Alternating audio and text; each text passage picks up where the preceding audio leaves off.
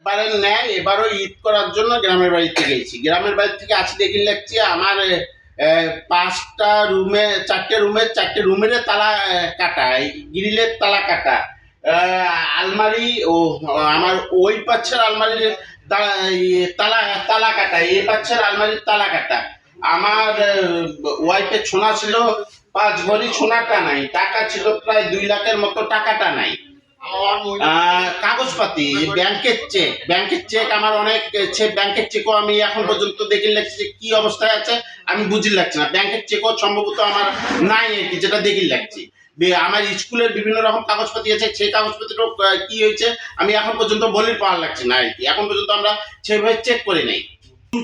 Room বিভিন্ন room তছনছ, আনুমানিক আর কি সোনাটা সব প্রায় 12 লাখ টাকার মতো আর কি নাই আর কি, খোয়া গেছে। সোনা 5 ভরি 12 লাখ টাকার মতো খোয়া আর কি।